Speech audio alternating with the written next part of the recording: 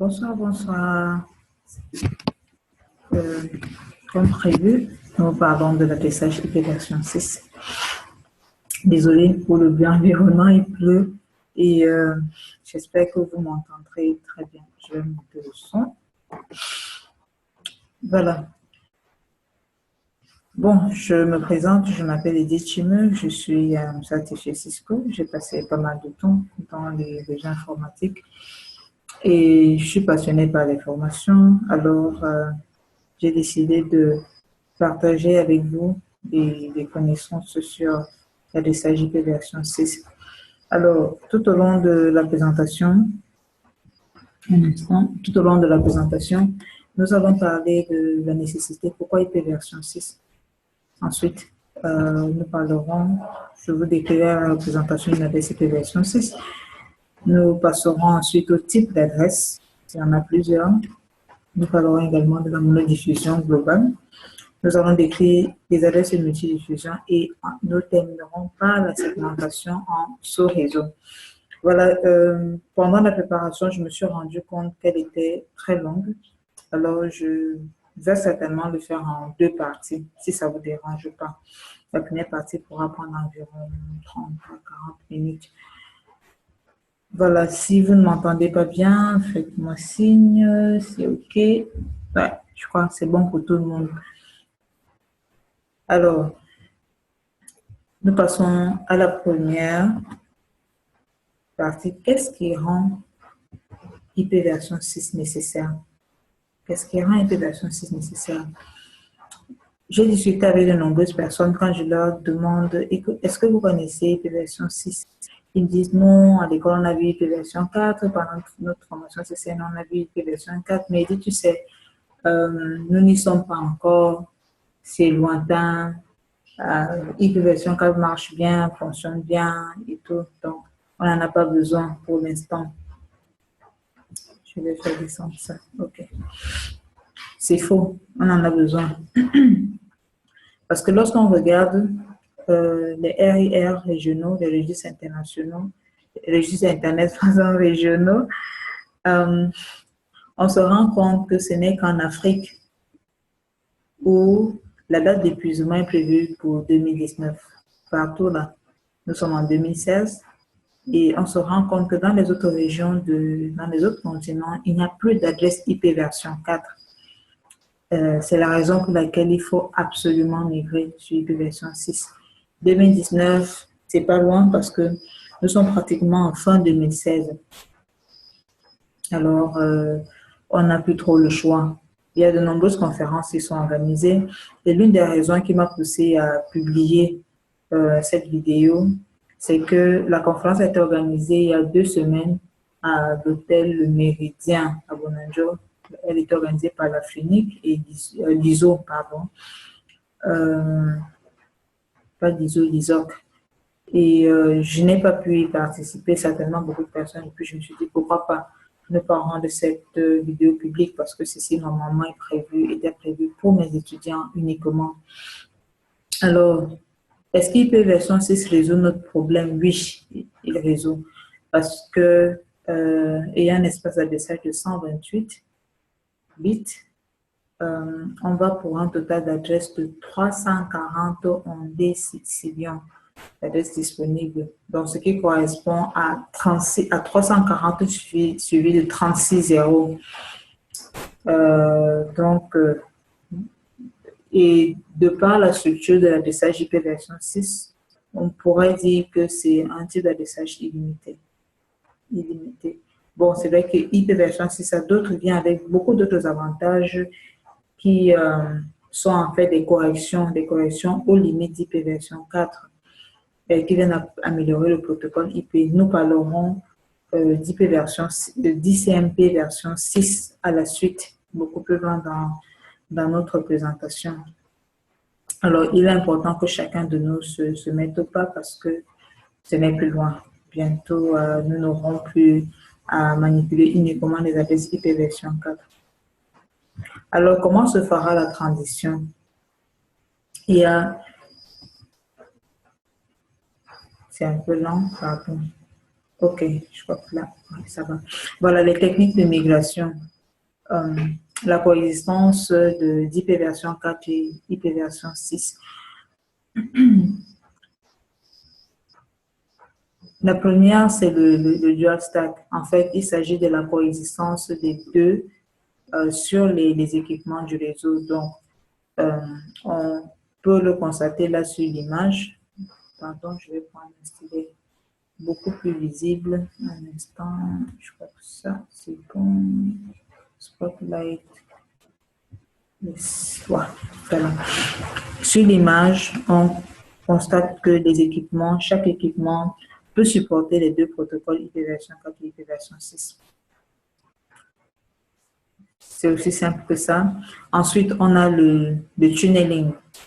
Le tunneling, au besoin, s'il est nécessaire, on pourra, ou alors je pourrais faire une autre vidéo sur la configuration du tunneling IP version 4. Alors, on a deux réseaux IP version 6 qui sont connectés à travers un réseau IP version 4. Alors, c'est la raison pour laquelle il faut absolument construire un protocole. Donc, on a ces routeurs qui sont des routeurs en dual stack et qui vont assurer le tunnel. Alors, les deux ordinateurs qui ne supportent qu'IP version 6 pourront communiquer à travers le tunnel. On a la translation, le NAT64, qui permet à un équipement IP version 6 de communiquer avec un autre équipement sur IP version 4. Alors, il y a une méthode de translation d'adresse, c'est-à-dire que le PC1 qui ne supporte qu'IP version 6 envoie l'information à l'autre en encapsulant avec l'adresse IP version 6 en bonne et due forme. Le routeur alors se charge de remplacer l'adresse. Il y a plusieurs mécanismes qui sont utilisés pour translater. J'espère que ça se dit. Et l'information est envoyée à l'autre. Il y a un processus inverse où l'adresse IP version 4 est convertie en une adresse IP version 6 et va de l'autre côté. Donc voilà pour les trois méthodes de migration ou de coexistence. Les trois méthodes de migration de coexistence des deux les protocoles IP version 4 et IP version 6. Alors, nous passons à la structure d'une adresse IP version 6. C'est très, très long. Désolé. Voilà. Alors, comment structurer une adresse IP version 6? On a parlé tout à l'heure de 128 bits. Et les 128 bits sont divisés en 1, 2, 3, 4, 5, 6, 7, 8. OK, en 8 groupes d'extet. Et un extet correspond à 4 caractères hexadécimaux, soit 16 caractères binaires ou 16 bits, si vous voulez. Donc, 16 fois 8 pour vous faire 128. J'espère que là, c'est compris. On va faire un petit détour sur la conversion hexadécimale. Donc, une valeur décimale est représentée enfin, lorsqu'on parle du décimal à l'hexadécimal, alors une valeur décimale sera représentée par 4 bits et qui correspond à une hexadécimale. Donc, l'hexadécimal utilise les caractères de 0 à 9 et de A à F qui correspondent en fait à partir de A de 10 à 15. Donc, lorsque vous convertissez là, vous avez la valeur dans les lignes correspondantes. Ensuite, comment est-ce qu'on représente? Là, je vais aller très vite. Comment sont représentées les adresses? La règle numéro 1, c'est qu'on nomme les zéros du début. OK? Ici, par exemple, on peut le représenter sans le zéro là. Ici aussi, les zéros, on a une série de 4 zéros, alors on peut écrire juste un seul zéro. Donc, ça c'est la première règle. Sans zéro en début de segment. La règle numéro 2, omettre les zéros, omettre tous les segments comportant des zéros. Donc, on a cette adresse ici, on a le 0 en début de segment, comme on l'a dit dans le slide précédent, on le met. Ensuite, on a là une série de 4 zéros, on le présente par un seul. Et on a une suite de zéros là, on représente par un zéro pour chaque segment. On a également la possibilité pour cette suite de zéros de remplacer par les 2 points, une série de 2 points. Mais il faut noter que les 2 points ne peuvent être utilisés qu'une seule fois dans une adresse. Donc, si on a une série de 0 là, vous voyez qu'on a une série de 0, 0, 0 là et là également. On ne peut pas utiliser les 2 points 2 fois. Donc, on utilise une fois et l'autre fois, on place un 0 et le 0 de l'autre segment. Ou alors, on peut choisir de placer le 0, 0 là et utiliser là, les 2 points là, juste après. Donc, ça, c'est la deuxième règle. Ici, c'est pour permettre de comprendre. Ici, on a une adresse où 0, 0, 0, dans FF0, FF02. Ensuite, donc, vous voyez comment elle est compressée. Ensuite, là. Donc, on comprend que pour faire les 128 bits ou les 128 bits de l'adresse, il va falloir compléter là par des zéros. Donc, ici, c'est une adresse équivalent à 0. OK, donc, on a terminé avec la représentation. Quels sont les types d'adresses IP version 6? Alors, il existe 3 types d'adresses IP version 6. On a la monodiffusion, on a la multidiffusion et l'unicast. Unicast. Avec IP version 6, vous remarquez qu'il n'y a pas de diffusion. C'est vrai que on a 2 types de multidiffusion, on en parlera beaucoup plus en détail plus tard. Alors, la monodiffusion est une adresse qui identifie une interface ou un périphérique, n'est-ce pas? Donc, une information envoyée par un autre, one-to-one communication. La multidiffusion, c'est une adresse utilisée pour envoyer un seul paquet à plusieurs destinations. Et pour aller plus en détail, on parlera des 2 types de multidiffusion. Et l'unicast, c'est une adresse de monodiffusion qui peut être attribuée à plusieurs périphériques. Alors, le paquet est envoyé à une adresse unicast qui est acheminé vers le périphérique le plus proche ayant cette adresse-là.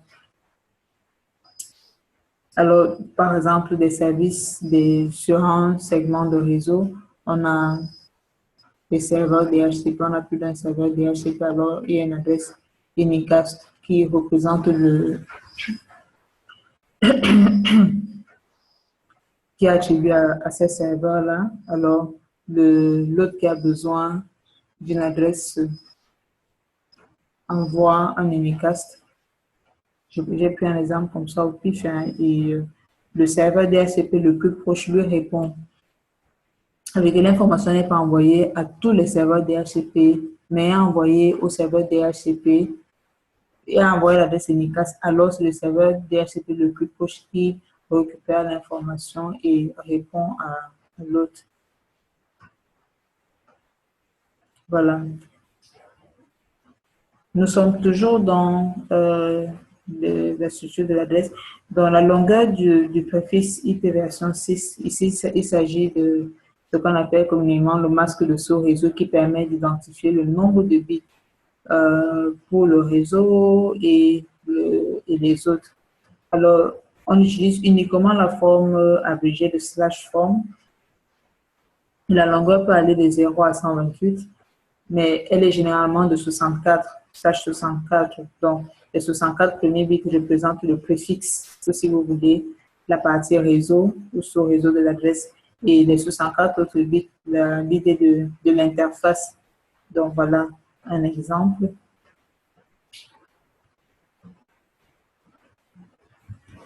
OK, maintenant parlons beaucoup plus en détail des adresses de monodiffusion. Les adresses de monodiffusion. Donc, on a dit il y a 3 types d'adresses IP version 6. On a la monodiffusion, multidiffusion et les micastes. OK. Nous reviendrons sur la multidiffusion plus tard. Donc, maintenant, nous parlons de la monodiffusion. Nous avons la monodiffusion, l'adresse de monodiffusion globale qui est l'équivalent des adresses publiques IP version 4. Donc, celles qui s'obtiennent à travers via des FAI, des fournisseurs d'accès à Internet. Nous avons le link local. Le link local est l'adresse utilisée sur un lien local. Je ne sais pas si vous avez souvent eu ça, vous avez une carte réseau et elle ne communique pas avec le routeur, alors elle s'auto-attribue une adresse qui commence par 169, c'est ça. Donc, c'est une adresse ligne locale. Ligne locale parce qu'elle reste sur le lien local et cette adresse n'est pas routable. Nous avons les adresses de bouclage.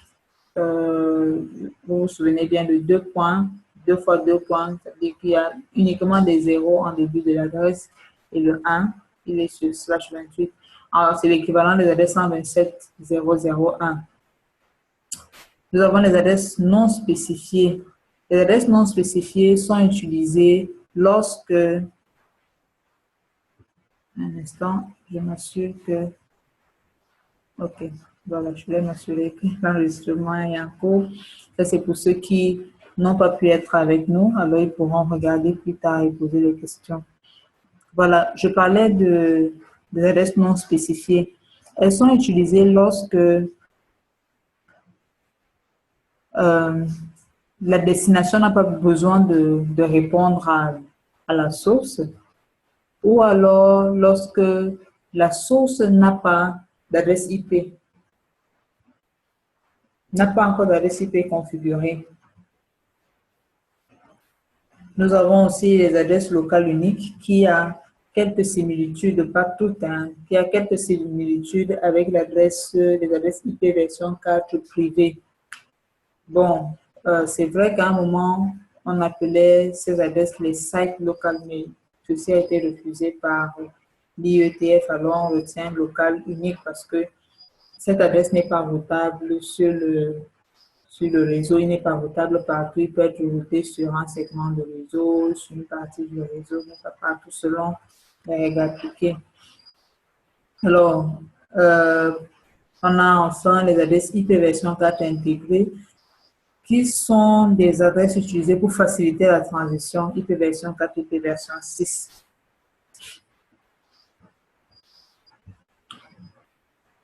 Les adresses de monodiffusion IP version 6.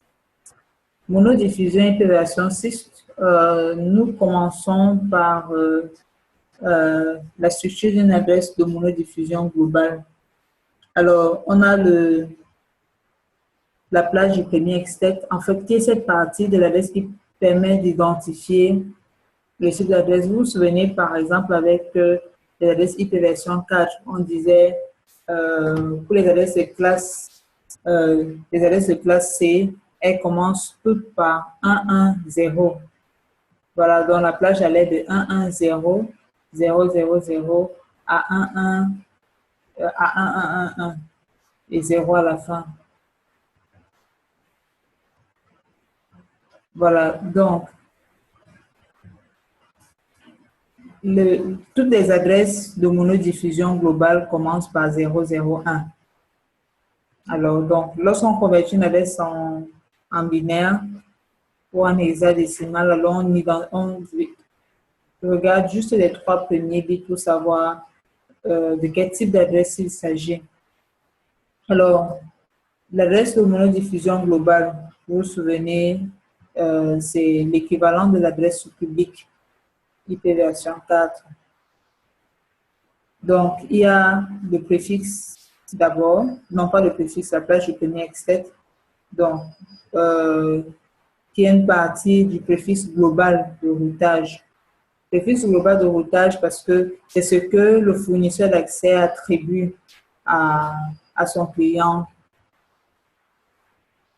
Et on a l'idée de sous-réseau. Donc maintenant, le client peut choisir de segmenter son adresse en sous-réseau. Nous parlerons de la segmentation en sous-réseau plus tard.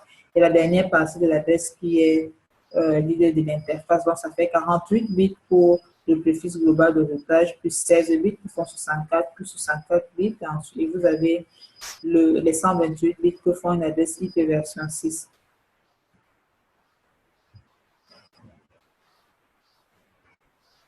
Donc, voilà un exemple. On a les 4 premiers extraits qui font 16 bits. Donc, 16 fois 4, ça fait 48. Ensuite, on a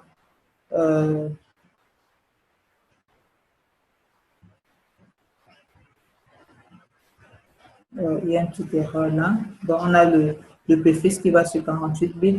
À la suite, on devrait avoir l'idée du réseau, du sous-réseau. Et à la fin, on a l'idée de l'interface.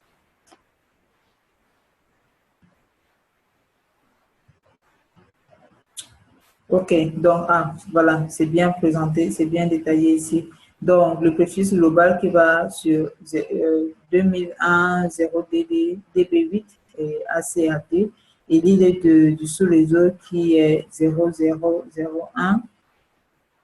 Donc, a priori c'est ça là. Donc, vous voyez le 2 points. Non, c'est pas ça. Voilà, donc ici, il doit y avoir une petite erreur. Donc, on est là. Donc, voilà l'idée du sous-réseau. Et ensuite, on a l'idée de l'interface. Alors, comment est-ce qu'on configure une adresse de monodiffusion globale? Je note déjà que dans les routeurs Cisco, tout ce qui est IP version 6, pendant la configuration, se précède de la mention IP version 6. Vous voyez que lorsqu'on veut configurer une adresse IP version 4, on va dans l'interface et puis on tape IP address suivi de l'adresse IP.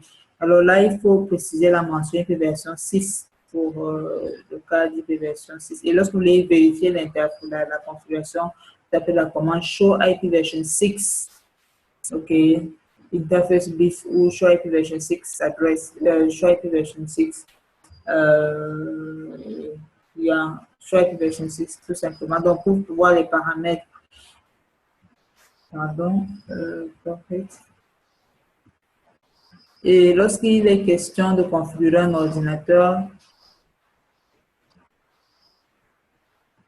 voilà, vous pouvez utiliser la configuration dynamique, tout comme avec IP version 4. Pour la configuration statique, vous précisez l'adresse IP, le préfixe qui correspond au masque de sous-réseau et la passerelle par défaut.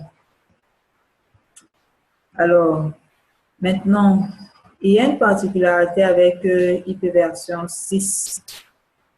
C'est la façon avec laquelle l'autre peut obtenir une adresse IP. Alors, on va parler de la configuration dynamique, stateless address auto-configuration. Alors, lorsqu'un ordinateur est connecté sur le réseau, il envoie d'abord une sollicitation. Ce sont des messages ICMP. Nous reviendrons beaucoup plus en détail plus tard. Maintenant, je m'attarde uniquement sur la configuration dynamique, sur la configuration des adresses. Alors, il envoie un message de sollicitation, il a besoin des informations d'adressage. Alors, il y a 3 options dans la réponse, l'annonce du routeur. Le routeur peut jouer tout simplement le rôle de stateless auto-configuration uniquement. Alors, il lui envoie le préfixe, la longueur du préfixe et la passerelle par défaut, ce qui va permettre à l'ordinateur de compléter sa configuration. Ou alors, la deuxième option, c'est il assure le stateless auto-configuration et le DHCP version, enfin, il joue le rôle de DHCP également. Et un instant, je crois que j'ai fait un petit...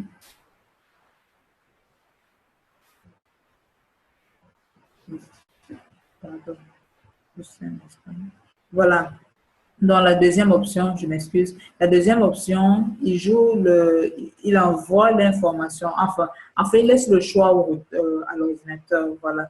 Il lui envoie le préfixe et il lui dit, bon, voilà, si tu as besoin d'autres informations, tu peux également les obtenir d'un serveur DHCP. Et la troisième option, c'est le DHCP version 6. Il lui dit, je ne peux pas t'aider. Ça, c'est la réponse du routeur. Je ne peux pas t'aider. Alors, demandez toutes ces informations à un serveur DHCP. Bon, j'espère que c'est compris. À la suite, on va voir. OK. Donc, pour la configuration dynamique, le routeur envoie une annonce, OK? Le routeur envoie une annonce et ici, dans cette annonce, lorsqu'on parle d'annonce SLLAC, vu que le routeur a envoyé le préfixe et le mec se charge de configurer le reste de l'adresse. Bon, il y a la méthode EUI64 dont on va parler plus tard, qui lui permet de compléter l'adresse parce qu'en fait, le routeur ne lui envoie que le préfixe de 64 bits.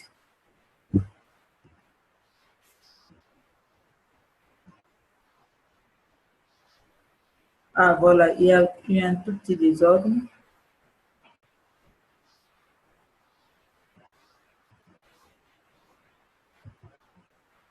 Voilà, excusez-moi. OK, donc, ici, c'est la configuration dynamique. Donc, je reprends pour nous permettre de comprendre. Donc, ici, on parle de la configuration dynamique, OK, de l'autre.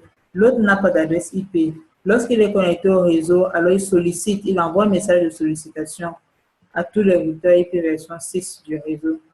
Dans la réponse du routeur, il y a trois options. Il y a l'option SLLC uniquement, où le routeur envoie toutes les informations dont l'autre a besoin. Il envoie le préfixe avec la longueur du préfixe et la passerelle par défaut. Dans la deuxième option, il lui envoie ces informations en lui précisant que s'il a besoin d'autres informations et en lui fournissant des informations sur le serveur DHCP. Donc, si vous avez, en disant à l'ordinateur, si tu as besoin d'un DNS, alors rapproche-toi, ou alors d'autres informations, alors rapproche-toi du serveur DHCP, lui fournir l'adresse du serveur DHCP version 6. Bon, ça peut être un serveur, ça peut être un autre serveur sur le réseau. La troisième option, c'est le DHCP. Le routeur n'a pas le SLA, le Stateless Auto Configuration. Alors, il renvoie il envoie une réponse à l'autre en lui disant « Je n'ai pas les informations, alors contacte un serveur DHCP. » Donc, ça, c'est la configuration dynamique où le routeur envoie les informations, le préfixe, la passerelle par défaut, le préfixe, la longueur du préfixe et la passerelle par défaut à l'ordinateur. Et l'ordinateur va compléter l'adresse avec la méthode EUI64 ou alors un nombre 64 bits aléatoire. Aléatoire parce qu'à un moment, ah non, je vais faire revenir dessus après, excusez-moi. Voilà. La deuxième option, c'est la configuration dynamique avec le DHCP. Donc, la sollicitation envoyée, alors le routeur envoie la longueur le préfixe, la longueur du préfixe, la passerelle par défaut et fournit les informations sur le serveur DHCP, renvoie l'ordinateur vers le serveur DHCP pour d'autres informations. Alors, l'ordinateur, une fois qu'il a configuré le préfixe, va se retourner vers le serveur DHCP pour lui demander quelle adresse IP utiliser. OK, donc là, c'est la configuration dynamique. Maintenant, la génération aléatoire de l'adresse. Alors, l'ordinateur envoie une requête.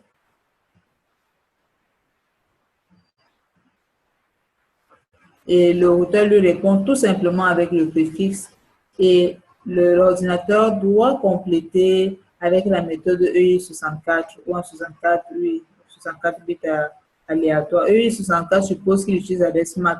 OK.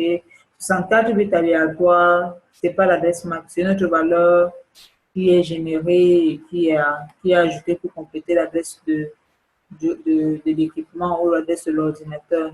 Alors, comment fonctionne la méthode EI64?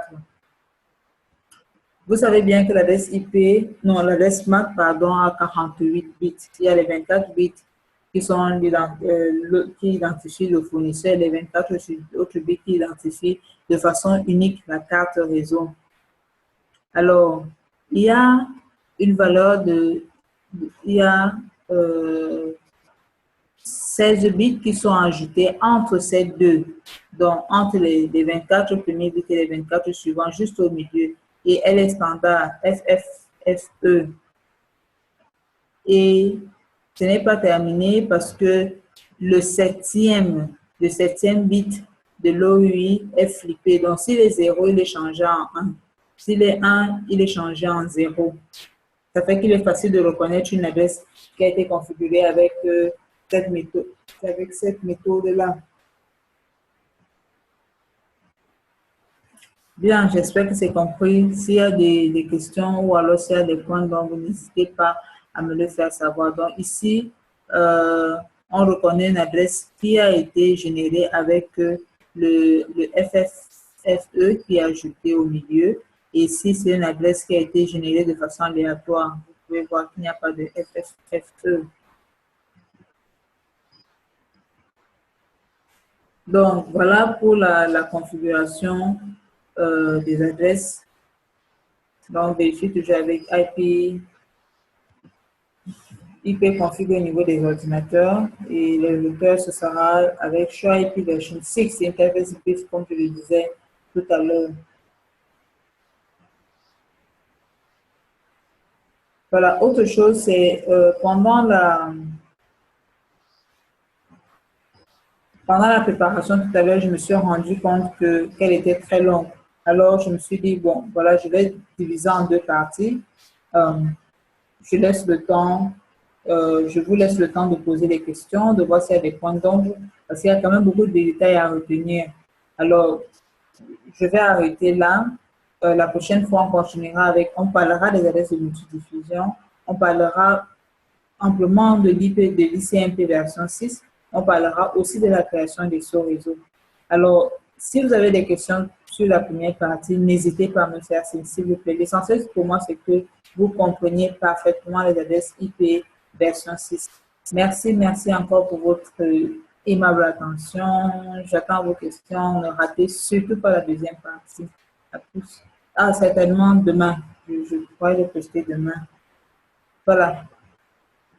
Pas de questions.